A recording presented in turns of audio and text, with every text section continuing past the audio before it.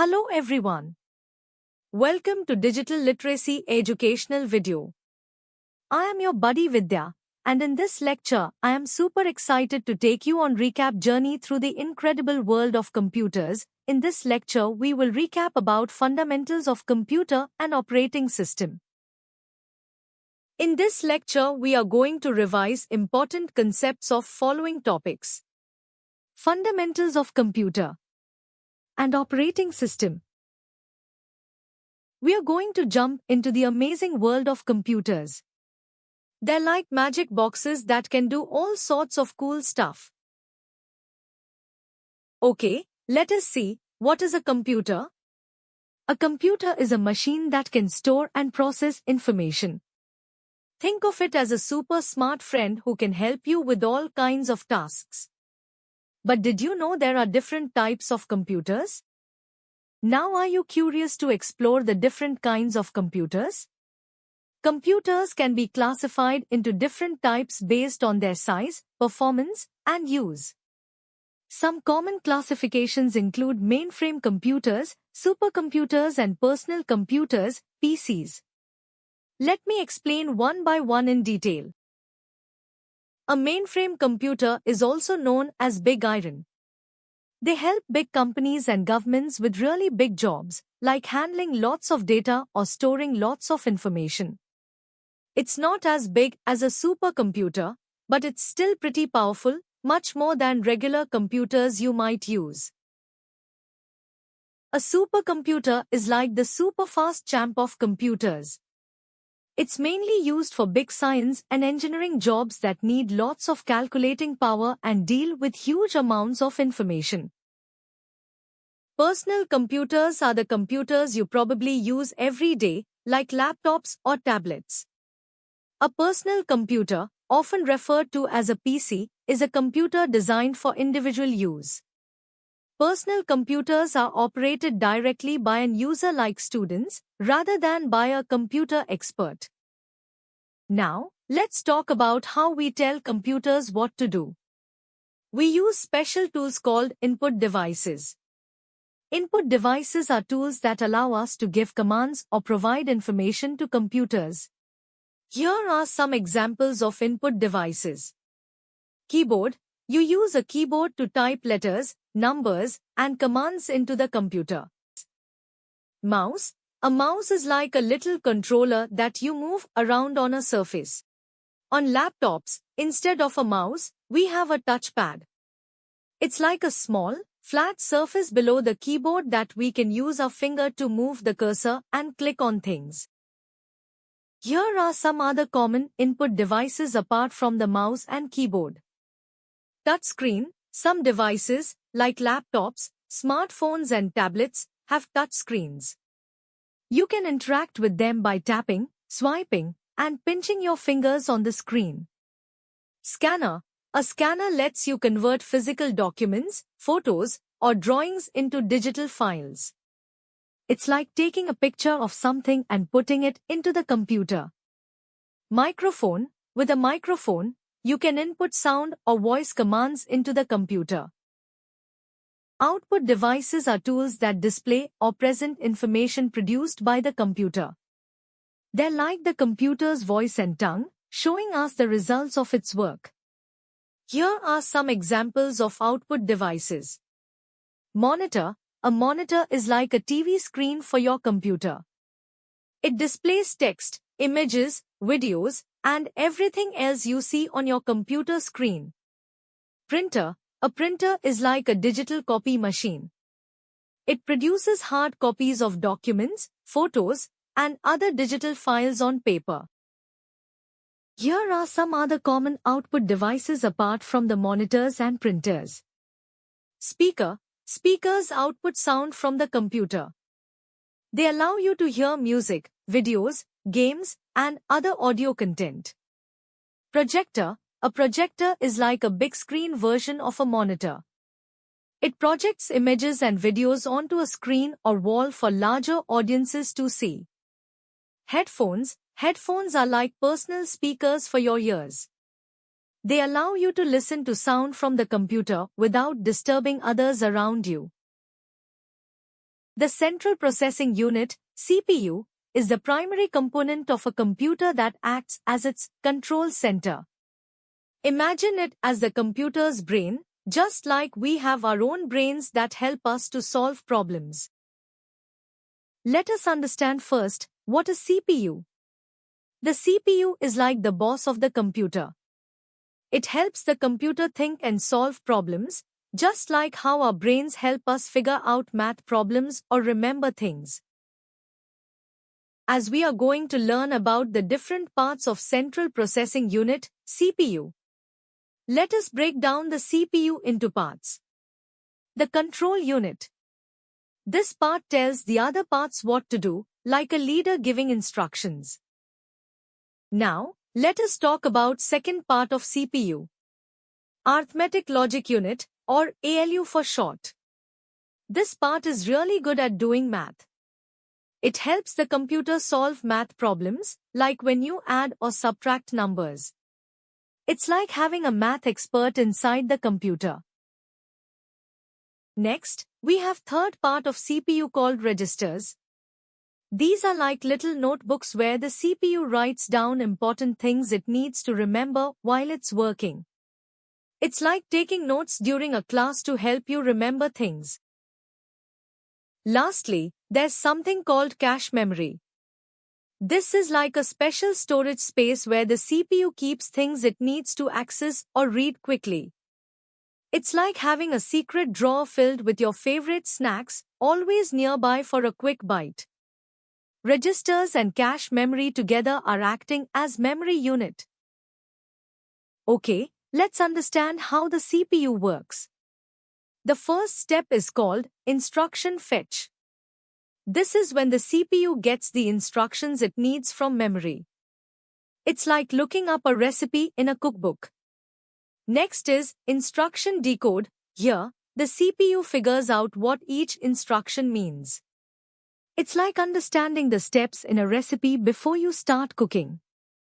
Now comes execution. This is when the CPU actually does what the instructions tell it to do. It's like mixing ingredients and baking cookies according to the recipe. After that, CPU stores the instruction after execution, just like storing baked cookies for future use. Computer storage devices are hardware components used to store and retrieve or recover digital data, which includes data stored in computers or present online. Let's talk about computer storage devices. Computer storage devices hold all the files, documents, pictures, and videos that you save on your computer. Computers also have their own special boxes to keep their important items safe and organized. Let us discuss some examples of storage devices. Pen drive. A pen drive or a USB flash drive is a small, portable storage device that uses flash memory for data transfer between computers. Hard disk drive or HDD. Traditional hard disk drives or HDDs rely on spinning disks to read or write data. Solid-state drive or SSD. Solid-state drives or SSDs use flash memory, offering faster data access and retrieval speeds, along with greater durability and energy efficiency. Cloud storage. Cloud storage allows users to store and access their data online, providing scalability and accessibility from any internet-connected device, making it ideal for data backup and collaboration. Each one has its own special powers, just like your toys have different abilities. Now, let's talk about computer memory. Computer memory refers to the physical devices or components used to store data or instructions on a computer. Memory in a computer system comes in various forms and is used for different purposes. Random access memory, RAM, is volatile memory that stores data and machine code currently being used or processed by the CPU. It allows for quick access to data but loses its contents when the computer is powered off. Read-only memory, ROM, is non-volatile memory that stores firmware or essential software instructions that the computer needs to boot up. Unlike RAM, ROM retains its contents even when the computer is turned off. Okay, now let us see what is an operating system or OS of a computer. An operating system acts as an interface or connection or acts between the software and different parts of the computer or the computer hardware. The operating system or OS is designed in such a way that it can manage the overall resources and operations of the computer. By fulfilling the following objectives, operating systems ensure the efficient and reliable operation of computer systems, enabling users to perform various tasks effectively. Convenient to use, the goal is to make using the computer easy and efficient. User-friendly, to make the computer system easy to use and interact. Easy access, providing simple ways for users to get what they need from the computer. Management of resources, making sure the computer's resources, like memory and processing power, are used in the best way possible. Controls and monitoring, keeping track of who's using what on the computer and making sure everyone gets what they need without any problems. Fair sharing of resources, ensuring that everyone using the computer gets their fair share of resources. Security, protects the system and user data from unauthorized access, malware, and other security threats through user authentication, access control mechanisms, encryption, and secure communication protocols. Let us learn about the core functions of an operating system. First is security. Operating systems enforce security policies to protect applications and user data from unauthorized access, malware, and other threats. This includes user authentication, access control, encryption, and secure communication protocols. Memory management. The operating system keeps track of primary memory, meaning which user program can use which bytes of memory, memory addresses that have already been assigned, as well as memory addresses yet to be used. It allocates memory to the process when the process asks for it and delocates memory when the process exits or performs an input-output activity. Process management. The operating system determines which processes have access to the processor and how much processing time every process has in a multiprogramming environment. Just like managing a busy city with many activities, the operating system oversees various processes or tasks running on your computer. Device management. Computer has hardware devices like printers, keyboards, and disk drives. The operating system acts as a mediator between these devices and the software programs. File management. The operating system manages these files, organizing them into directories and keeping track of where they're stored on your computer's storage devices. User interface. The operating system provides this interface, allowing you to interact with your computer in a way that makes sense to you. Let us summarize today's lecture. We learned that fundamentals of computers cover essential concepts such as hardware components, CPU, memory, storage devices, input or output devices, and software. We learned an operating system or OS is crucial software that manages hardware resources, facilitates user interaction through interfaces, and ensures efficient operation by handling memory, processing tasks, and controlling peripherals.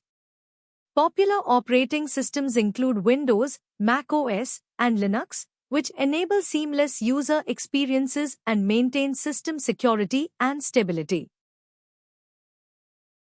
Let us see how well you understood about today's recap lecture with a quick quiz. Here is a question 1 with 4 options. Carefully read and choose the correct option. The question 1 says, which of these is an output device? Option A, keyboard. Option B, scanner. Option C, monitor. Option D, mouse. Take a moment to consider each option and select the one which is correct.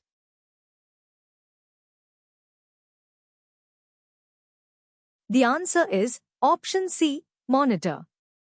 Which of these is an output device?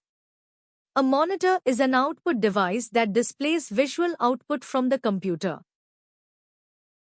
Now the quiz question 2 says, which of these is an example of an input device? Option A, a monitor. Option B, printer. Option C, keyboard. Option D, speaker. Take a moment to consider each option and select the one which is correct. The answer is option C, keyboard. Which of these is an example of an input device? A keyboard is an input device used to enter data into a computer. Let us see what the next question is about. Question 3 says, file management in an operating system involves Option A, managing CPU time. Option B, managing hardware devices. Option C, organizing and handling files and directories. Option D, managing network connections. Take a moment to consider each option and select the one which is correct. The answer is option C, organizing and handling files and directories. File management in an operating system involves organizing and handling files and directories. Thank you for watching. Happy learning.